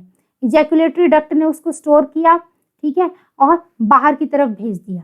ठीक है, transport sperm from testis to urethra, ऐसे यही बोल दिया। ठीक है, ये टेस्टिस है, यहाँ स्पर्म बना, एपिडिडाइमिस में गया, फिर डक्टस डिफरेंस में गया, फिर ये डक्टस डिफरेंस लूप हो गया ना बेटा, एब्डोमेन के ऊपर, ब्लैडर के ऊपर, एब्डोमेन में पहुंच के, और यहाँ से ऐसे ऐसे स्पर्म गया। ठीक है, ये क्या है बेटा, ये जो था डक्टस डिफरेंस, इसकी दोस्ती किससे हुई थी, सेमिनल वेसिकल से। दोनों ने मिलकर ट्यूब बनाई, ejaculatory duct, left side right side दोनों तरफ से आएगी। कहाँ खुलेगी बेटा, ये यूरेथ्रा में। कहाँ खुलेगी बच्चा, ये इस जगह यूरेथ्रा में। और ये यहाँ यूरेथ्रा से फिर ये पूरा पेनाइल यूरेथ्रा रहेगा, पेनिस के थ्रू ये फिर पूरा बाहर निकल जाएगा। ठीक है, ये हो गया बेटा इजैकुलेटरी डक्ट्स। कहाँ थे, ये वाली, ये। ठीक है, इजैकुलेटरी डक्ट यहाँ है, किसके कॉम्बिनेशन से बनी है बेटा ये इजैकुलेटरी डक्ट, ये बनी है सेमिनल वेसिकल के डक्ट से और वास डिफरेंट के डक्ट से, दोनों से मिलके बनी है ये। ठीक है, आगे बढ़े बच्चा। अभी यूरेथ्रा देखते हैं। Urethra originates from urinary bladder. Urinary bladder वो थैला है जिसमें सुसु रहती है। ठीक है, स्टोर होती है यूरिनरी ब्लैडर। वहां से क्या निकलता है बेटा, एक पाइप निकलती है सुसु वाली। ठीक है, urethra which extend through the penis to its external opening called urethral meatus. Penis की जो एक्सटर्नल ओपनिंग होती है बच्चा, उसका नाम हो रहा है यूरेथ्रल मीएटस, क्योंकि इसके अंदर से ये यूरेथ्रा जो पाइप जा रही है वही ओपन हो रही है बाहर, ये उस पाइप का ओपनिंग है। और उस पाइप का क्या नाम है बच्चा? यूरेथ्रा। यहाँ बहुत सारे पार्ट होते हैं यूरेथ्रा के, ये हमको कब पढ़ने हैं? एमबीबीएस में, सेलेक्ट होने के बाद, ठीक है, फर्स्ट ईयर एनाटॉमी में, ठीक है, किस जगह पे कैंसर होगा तो कौन सा पार्ट ऑब्स्ट्रक्ट होगा, ये सब बहुत कुछ पढ़ना है। सेलेक्ट हो जाओ, एमबीबीएस में जाओ पहले, हाँ ठीक है। ये देखो बेटा, यूरिनरी ब्लैडर, उससे पाइप निकली, क्या नाम था? यूरेथ्रा, और उस पाइप की ओपनिंग क्या थी बेटा? यूरेथ्रल मीएटस। हो गया, आगे बढ़े बच्चा। देखो अब हम देखते हैं पाथ ऑफ स्पर्म्स। स्पर्म सबसे पहले कहाँ बना था बेटा? सेमिनिफेरस ट्यूब्यूल में। कहाँ बना था बेटा? टेस्टिस के अंदर लोब होते थे ना, लोब्यूल, उसके अंदर सेमिनिफेरस ट्यूब्यूल थी जिसमें पूरा स्पर्म बनता था, ठीक है। उससे कहाँ गया था बेटा? रेटी टेस्टिस, जाल में गया, रेटिक में। रेटिक से क्या निकला था बेटा? वासा डिफरेंशिया निकला था, रेटी टेस्टिस, फिर वासा डिफरेंशिया, फिर वासा डिफरेंशिया से कहाँ गया बच्चा? वो टेस्टिस के पीछे एपिडिडाइमिस होता था ना, वहां गया। उस एपिडिडाइमिस से फाइनल पाइप निकली थी बेटा, डक्टस डिफरेंस। वो वास डिफरेंस या डक्टस डिफरेंस की दोस्ती किससे हुई थी? सेमिनल वेसिकल से। दोनों की डक्ट ने मिलके क्या बनाया बेटा? कॉमन इजैक्यूलेटरी डक्ट, ठीक है। और ये जो इजैक्यूलेटरी डक्ट है बच्चा, ये किस में ओपन होगा बेटा? यूरेथ्रा में, है ना, यूरेथ्रा में। और पूरे यूरेथ्रा से वो जो पाइप थी बाहर निकलेगा बेटा, किस ओपनिंग से? यूरेथ्रल मीएटस से। कहाँ निकल गया बेटा? बाहर निकल गया, इजैकुलेशन हो गया। अभी देखो आगे बढ़ो। Penis, it is the male external genitalia. इसके बच्चा 3 पार्ट होते हैं। रूट, ठीक है, जो बॉडी से एकदम अटैच रहता है, फिर बॉडी जो कि मूवेबल पार्ट है, और ग्लैंस इसका हेड होता है, ठीक है। तो 3 चीजें हो गई, रूट, बॉडी, बॉडी को बेटा शैफ्ट भी बोलते हैं, और glans, root, body and glans. आगे बढ़े बेटा। अभी देखो ग्लैंस को देखोगे, ग्लैंस पेनिस यानी उसका हेड, ठीक है। उसके ऊपर एक स्किन होती है, 4 स्किन, ठीक है। Enlarged end of penis is called glans penis and is covered by a loose fold of skin, ठीक है, ढीली स्किन होती है जिसको बोलते हैं 4 स्किन या प्रेप्यूस, ठीक है, 4 स्किन या प्रेप्यूस। ये जो 4 स्किन होती है ग्लैंस से किससे जुड़ी है बेटा? फ्रेनुलम, ठीक है, हमको ये नाम याद नहीं करना है, ठीक है। ये अब बाहर जो होगा ना वो स्किन होती है, और इसका अंदर का ये लेयर कैसा दिखता है बेटा? ये अंदर तरफ में देखोगे तो कैसा दिखेगा? अंदर में जैसे मुंह के अंदर का स्किन होता है ना, म्यूकस मेम्ब्रेन, वैसे अंदर म्यूकस मेम्ब्रेन होती है और बाहर स्किन होती है, चमड़ी, ठीक है। आगे बढ़ते हैं बेटा। ये बीच में कौन सी ओपनिंग है बेटा? मीएटस। आगे बढ़ो। ये देखेंगे कि होमोलॉगस स्ट्रक्चर्स महिला में क्या क्या हो सकते हैं। जो पेनिस का होमोलॉगस होता है बेटा महिला में, फीमेल्स में क्लाइटोरिस होता है, क्लाइटोरिस, ठीक है। पेनिस और क्लाइटोरिस दोनों में इरेक्शन होती है ड्यूरिंग सेक्सुअल इंटरकोर्स। 4 स्किन क्या होता है बेटा? 4 स्किन, जो पेनिस का 4 स्किन होता है वो महिला में इस क्लाइटोरिस के हुड के एनालॉगस होता है, होमोलॉगस होता है। क्या है ना, जब इवोल्यूशन हो रहा था तब ये सब चीजें हुई होंगी। तो 4 स्किन जो थी मेल की वो किसके होमोलॉगस है बेटा? क्लाइटोरिस में कई पार्ट होते हैं, उसमें जो हुड पोर्शन होता है उसके होमोलॉगस है, ठीक है। फिर बोलते हैं ग्लैंस पेनिस, वो किसके होमोलॉगस है बच्चा? ग्लैंस क्लाइटोरिस, क्योंकि जब पेनिस क्लाइटोरिस के होमोलॉगस है तो ग्लैंस पेनिस ग्लैंस क्लाइटोरिस के होमोलॉगस हो गया, और 4 स्किन क्लाइटोरल हुड के होमोलॉगस हो गया। बेटा ये क्या है? क्लाइटोरिस है, इसमें ये क्लाइटोरल ग्लैंस है, ठीक है। और बाकी ये मसल वसल ऐसे ही किसमें रहते हैं? पेनिस में भी रहते हैं, ठीक है। ये कॉर्पोरा कैवर्नोसा, ठीक। और यहाँ देखो बेटा, यहाँ पे फिर ये जो पूरा जगह है यहाँ पे यूरेथ्रा या यूरिन की भी ओपनिंग खुलेगी और वजाइना के भी। Urinary meatus and vaginal opening, female में दोनों ओपनिंग्स अलग अलग है, यूरिन की अलग और वजाइना अलग, ठीक है। और मेल में एक ही ओपनिंग थी। आगे बढ़ते हैं बेटा, फिमोसिस पढ़ते हैं।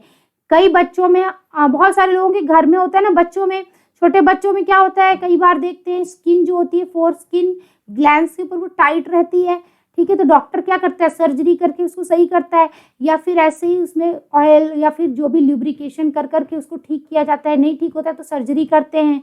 तो very tight foreskin that can not be retracted, है ना। नॉर्मली देखो ये यहाँ कवर हो गई है, वेरी टाइट फोरस्किन, जिसको प्रीप्यूस भी बोलते हैं। और जब इसको सर्जरी करी या फिर जो भी ट्रीटमेंट करा उसी पीछे रिट्रैक्ट हो गई है, तो वो बच्चे को फिर प्रॉब्लम नहीं होगी। नहीं तो यहाँ तो बच्चे को यूरिन में भी प्रॉब्लम होगी ना। और दूसरी बात पता है क्या होता है, फोरस्किन में कुछ ग्लैंड्स होते हैं, वो एक सिक्रीशन बनाते हैं, स्मैग्मा। वो जो स्मैग्मा होता है ना, वो बैक्टीरिया के लिए एकदम खाना होता है, ठीक है। बैक्टीरिया ग्रो कर सकता है वहाँ बहुत ज़्यादा। तो हमेशा जेनिटेलिया को क्या रखना है बच्चा, क्लीन रखना है। और छोटे बच्चों को भी अपने घर में इंकरेज करना है क्या, कि वो क्लीन रखें जेनिटेलिया को, ठीक है। और बच्चों को शुरू से एजुकेशन देनी है कि क्या करने की, क्लीन रखने की। और इसीलिए बेटा सर्कमसीजन करते हैं, it is removal of foreskin from penis. अगर फोरस्किन को हटा देंगे तो इन्फेक्शंस का खतरा भी बेटा कम रहता है, क्योंकि फोरस्किन से जो स्मैग्मा सिक्रीट होता है ना, फ्लूइड, वो बैक्टीरिया के लिए एक बहुत अच्छा खाना पीने का सामान होता है। तो अगर उस स्किन को ही निकाल दोगे तो फिर स्मैग्मा का क्या हाल होगा, है ना। तो कहाँ से बैक्टीरिया आने वाला है। तो हालांकि बैक्टीरिया तो कहीं से भी आ जाते हैं, है ना, लेकिन उसको इतना खाना क्यों देना, ठीक है। तो removal of foreskin from penis, ठीक है। यहाँ क्या है, ऐसे चीरा लगाया, फिर सर्जरी करके इसको कट करके निकाल देंगे, ठीक है। चलो आगे बढ़ते हैं बेटा। हाँ, penis is made up of special tissue, ठीक है। ये एक स्पेशल टिश्यू का बना है जो हेल्प करता है इरेक्शन में, ठीक है। Erection of penis to facilitate insemination. पहले के लेक्चर्स देखना, लेक्चर 1, उसमें मैंने बताया है इंसेमिनेशन क्या होता है। इंसेमिनेशन होता है जब मेल का जो स्पर्म होता है वो फीमेल के जेनाइटल ट्रैक्ट में एंटर कर जाता है। उस प्रोसेस को, एंट्री को बोलते हैं इंसेमिनेशन। उसमें हेल्प करने के लिए जो पेनिस होता है उसकी टिश्यू स्पेशल चीज की बनी होती है। वो क्या होता है बेटा, स्पेशल मसल्स, कॉर्पोरा कैवर्नोसा 2 होते हैं, और एक होता है कॉर्पस स्पॉन्जियोसम, ठीक है। यहाँ देखो, ये एमबीबीएस में आप अच्छे से पढ़ोगे सेलेक्ट होने के बाद। ये दोनों बेटा कॉर्पोरा कैवर्नोसा है, एक को बोलेंगे कॉर्पस कैवर्नोसम, दोनों को मिला देंगे तो कॉर्पोरा कैवर्नोसा। और ये पीछे क्या है बेटा, कॉर्पस स्पॉन्जियोसम। ये जो जगह है ना, ये खाली जगह है और इसके अंदर से आर्टरीज पास होती हैं। हालांकि वो आर्टरी का नाम अभी आपके काम का नहीं है, फिर भी बताती हूँ, याद मत करना इसको, हेलिसाइन आर्टरीज। ये हेलिक्स जैसी होती हैं, ठीक है। और नॉर्मली थोड़ा बहुत ब्लड लेके जा रही हैं, और बाहर ये वेन वगैरह हैं। जब इन जगहों से, ठीक है, क्या होगा, ये एंडोथीलियम यानी अंदर की लेयर है, वहां से एक केमिकल सिक्रीट होता है, नाइट्रिक ऑक्साइड। बेटा क्या होता है, नाइट्रिक ऑक्साइड। उससे क्या होगा ना, ये जो हेलिसाइन आर्टरीज हैं उनमें भर भर के ब्लड आएगा, ठीक है, एकदम इंगॉर्ज हो जाएंगी, और उसकी वजह से पेनिस इरेक्ट हो जाएगा और वेन्स दब जाती हैं और आर्टरी में खून भर जाता है, ठीक है, जिसकी वजह से इरेक्शन होती है, जो कि रिप्रोडक्शन में बहुत इंपॉर्टेंट इवेंट है, ठीक है। आगे बढ़े बेटा, नाइट्रिक ऑक्साइड है इसका जिम्मेदार, ठीक है। ये क्या है बेटा, कॉर्पस कैवर्नोसम, ठीक है। इसमें क्या हो गया बेटा, पहले ऐसे नॉर्मल था, फिर बाद में नाइट्रिक ऑक्साइड जब रिलीज हुआ तो क्या हो गया, इसमें पूरा ब्लड भर गया है, ठीक है। आगे बढ़ो बेटा। इम्पोर्टेंस क्या होता है, ये होता है बेटा इरेक्टाइल डिसफंक्शन। अगर कोई मेल अपने इरेक्शन को, या तो इरेक्शन हो ही नहीं पा रही है या हो भी रही है तो वो ज़्यादा देर के लिए नहीं है, not for man for sexual intercourse, इसको बोलते हैं बेटा इम्पोर्टेंस, इरेक्टाइल डिसफंक्शन में। अब ये देखो बेटा, डक्ट वक्ट ये सब खत्म, जेनिटेलिया खत्म, अभी अपने को देखना है एसेसरी ग्लैंड्स। मैंने बताया था ना, डक्ट्स होते हैं, जेनिटेलिया होते हैं, एसेसरी ग्लैंड्स होते हैं, ये सब मिलके क्या बनाते हैं बच्चा, सेकेंडरी सेक्स ऑर्गन्स। अब हमको देखने हैं एसेसरी ग्लैंड्स, जो कि होते हैं बेटा 3 तरीके के। सेमिनल वेसिकल्स, जो कि क्या होते हैं बच्चा, पेयर्ड होते हैं। सेमिनल वेसिकल कैसे होते हैं बेटा, पेयर्ड होते हैं। फिर प्रोस्टेट ग्लैंड, प्रोस्टेट ग्लैंड बहुत इंपॉर्टेंट है बेटा। ये प्रोस्टेट ग्लैंड कितना इंपॉर्टेंट बच्चा, 100% इंपॉर्टेंट। क्यों पता है, जब अपने घर में आसपास देखना, बुजुर्ग लोग जो होते हैं, बाबा लोग, उनको यूरिन में दिक्कत होती है ना, बोलते हैं कि हमें पेशाब नहीं पास हो रहा है, ऐसे करके पेशेंट आते हैं, ठीक है। क्या होता है बच्चा, कि ये ना एज के साथ इसका साइज बढ़ता है, ठीक है। और जो सुसु वाली पाइप होती है वो इसके बीच से पास हो रही होती है, तो इसे दबा देता है उसको। तो बुजुर्ग लोग जो होते हैं उनको बहुत समस्या होती है यूरिन पास करने में, एज के साथ इसका साइज बढ़ता है बेटा, ठीक है। तो ये हो गया इंपॉर्टेंट, एक प्रोस्टेट, 2 सेमिनल वेसिकल और बेटा 2 बल्बो यूरेथ्रल ग्लैंड। पेयर्ड कौन है बेटा? बल्बो यूरेथ्रल और सेमिनल वेसिकल। बल्बो यूरेथ्रल का दूसरा नाम है बेटा काउपर्स ग्लैंड, ठीक है। इन ग्लैंड्स का जो सिक्रीशन होता है वो क्या बनाता है बेटा? फ्लूइड बनाता है सीमेन का। सीमेन में क्या होता है बच्चा? फ्लूइड होता है, जिसको सेमिनल प्लाज्मा बोलते हैं, प्लाज्मा, ठीक है। और उस प्लाज्मा में क्या होता है बेटा? स्पर्म रहते हैं। स्पर्म किसने बनाए थे? सेमिनिफेरस ट्यूब्यूल ने। और ये लोग क्या बना रहे हैं बेटा? सेमिनल प्लाज्मा, वो फ्लूइड, ठीक है। और इस फ्लूइड में ये बहुत इंपॉर्टेंट है, क्या क्या केमिकल्स होते हैं इसमें? फ्रक्टोज शुगर होता है बेटा। क्या होता है? Fructose sugar. स्पर्म फ्रक्टोज खाता है, ठीक है। Calcium, certain enzymes. और ये कितना इंपॉर्टेंट है बेटा? 100% इंपॉर्टेंट। कितना? 100%। बहुत बहुत बहुत ज्यादा इंपॉर्टेंट। कि इस सेमिनल प्लाज्मा में क्या रहता है बच्चा? Fructose, calcium and certain enzymes. Fructose, calcium and certain enzymes. आगे बढ़े बेटा, देखो यहाँ पे क्या देखो, इन तीनों ग्लैंड्स को देखना है हमको। क्या देखना है? Seminal vesicle. किसका दोस्त था बेटा ये? वास डिफरेंस का, बताया था मैंने। फिर ये प्रोस्टेट ग्लैंड को देखो, ये है एक। सेमिनल वेसिकल कितने हैं बेटा? 1 2 पेयर्ड है ना। और नीचे बल्बो यूरेथ्रल ग्लैंड को देखो, ये भी पेयर्ड है बेटा, लेफ्ट राइट 2 जगह, ठीक है। और ये जो प्रोस्टेट ग्लैंड है बेटा ये एक ही है ऐसे, ठीक है। इसी के बीच से ये यूरेथ्रा जा रहा है। आगे बढ़े बच्चा, ये देखो जो ये तीनों ग्लैंड होते हैं, ठीक है, चाहे वो सेमिनल वेसिकल हो, चाहे प्रोस्टेट हो, चाहे बल्बो यूरेथ्रल हो, ये लोग क्या बनाते हैं बेटा? सीमेन का प्लाज्मा यानी फ्लूइड बनाते हैं। और बल्बो यूरेथ्रल ग्लैंड का एक और काम होता है, क्या होता है बेटा? लुब्रिकेशन ऑफ पेनिस, ठीक है, लुब्रिकेशन ऑफ पेनिस। और इस ग्लैंड का दूसरा नाम मैंने बताया था ना, काउपर्स ग्लैंड, ठीक है। आगे बढ़े बच्चा, बिनाइन प्रोस्टेट हाइपरप्लेजिया, मैंने बताया था बहुत इंपॉर्टेंट है। क्यों? क्योंकि उम्र के साथ पुरुषों में इसका साइज बढ़ता है बच्चा, प्रोस्टेट ग्लैंड का। प्रोस्टेट ग्लैंड इनलार्जमेंट को बोलते हैं BPH and it's very important, ठीक है। आपको बहुत पेशेंट मिलेंगे, इससे क्वेश्चन ना भी आए नीट में, लेकिन आपको आसपास बहुत सारे बुजुर्ग मिलेंगे जो बोलेंगे कि हमको पेशाब करने में बेटा समस्या हो रही है। तो उसका क्या कारण है? उसका ये एक कारण ये भी हो सकता है बेटा, बहुत कॉमन कारण है ये, ठीक है। प्रोस्टेट ग्लैंड में enlargement common condition as men get older, है ना।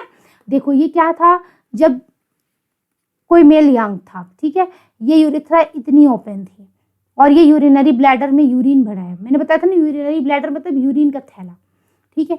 अब क्या हुआ बेचारा, वो एज हुआ, बढ़ा, तो ये साइज बढ़ गया, लार्ज प्रोस्टेट।